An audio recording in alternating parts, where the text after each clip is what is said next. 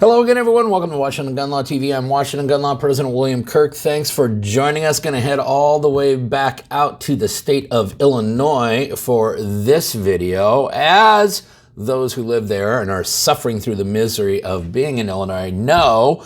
The Protect Illinois Community Act was passed at the beginning of this year, an innocuous piece of insurance legislation that turned into an outright ban of assault weapons, effective immediately without any public comment whatsoever. An amazing piece of legislative light speed on that one. One of the requirements, though, Illinois, is that if you happen to own one of those scary assault weapons, you can keep it, so long as you register it with the state before the end of the year. That, of course, has led to us doing kind of an ongoing series called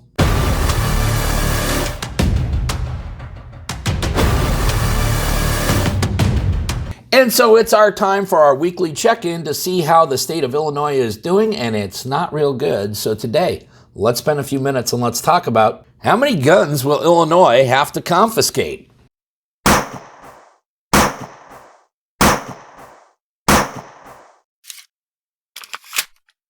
Okay, Illinois, it is that time of the week again. We are going to go through the Illinois State Police Department's website where their statistics are published to see just how compliant you're all being with your state's registration requirement. As you all may recall, part of the Protect Illinois Community Act said that if you had one of those scary assault weapons, which was banned in about 72 hours back in January, you can keep it. You just have to register it with the Illinois state government. Yeah, I know. There's that thing called the Firearm Owners Protections Act, said there can be no gun registry. But hey, when has J.B. Pritzker ever let the Constitution get in the way of doing anything? Now, if we go to the Illinois State Police Departments, and this video is being recorded November 12th, so this is the data as of November 12th, we will still see that there are 2,415,481 FOID card holders. Now, I recognize that not every FOID card holder even owns a firearm, and certainly not every FOID card holder in the state of Illinois actually owns a firearm, which must be registered, which would include any of those scary assault weapons, any magazine exceeding more than 10 rounds, and then certain types of ammunition. How is Illinois doing compared to where we saw last week? Well, of the 2,415,481 individuals in the state of Illinois who possess a FOID car, 2,906 individuals have at least registered one item.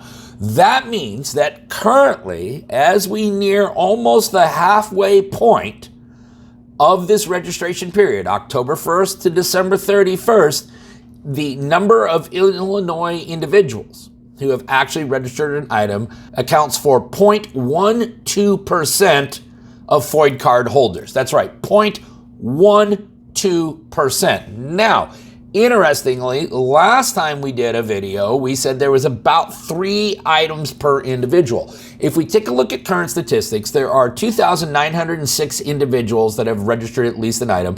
There's been a total of 8,379 items registered. So if we break that down, it turns out to be 2.88 items per person. So the number has gone down ever so slightly since the last time we checked the statistics. We're running still at roughly almost 3 items per individual. Now, of that 8,379 that has been disclosed so far, it breaks down as 5,450 firearms, 2,871 accessories, and 58 ammunition disclosures, okay? And that is how it breaks down as of approximately the middle of November. Now, here's the other thing. If, in fact, this trend, 2.88 across the board, remains true, and every Illinois resident had at least an item that needed to be registered, what we're looking then is that the potential number of items that need to be registered in the state of Illinois is 6,956,585. And again, the total number of items that have been disclosed so far is 8,379, or again, a whopping 0.12%.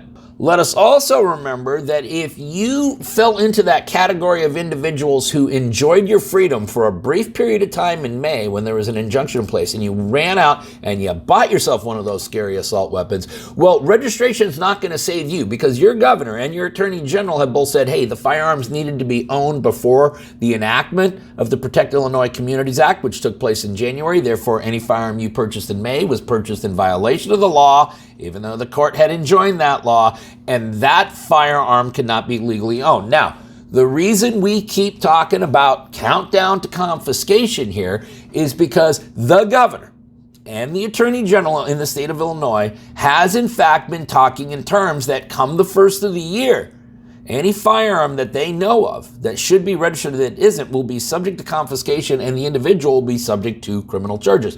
Now, is this going to actually happen? This is one of the doomsday scenarios for those in the Second Amendment community. Only time will tell, but I wouldn't put anything, and I mean I wouldn't put anything past the state of Illinois. Let us remember that in addition to all the shenanigans that went into getting this assault weapon ban passed, the fact that public had no comment, the fact that they violated the 3 reading rule, let us also remember that when it was challenged in the court, 2 justices that ruled in favor of this, they each took $1 million payouts from the governor. I'm not making that up. That would be pretty slanderous if I was making that up. No, you can check out all the stories that we're going to link up down below. That's the gospel as the way the state of Illinois runs its business. So, as of November 12th, 2023, approximately 0.12% of all FOID card holders in the state of Illinois have actually registered an item. They are a long way from any type of real compliance. Illinois,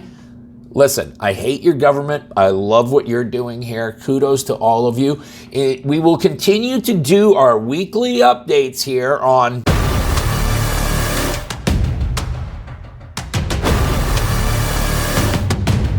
because I really want to see if the state of Illinois is actually going to try a gun confiscation. Listen, if you have any more questions about what's going on in Illinois or what's left of our Second Amendment rights, and in Illinois that's nothing, remember, you can always contact us at Washington Gun Law. If you don't know how to do that, that information is right down there in the description box. Now, let's also remember that part of being the lawful and responsible gun owner, like we talk about all the time here, is to know what the law is in every situation, how it applies to you in any instance that you may find yourself. Until next time, thanks for watching and stay safe.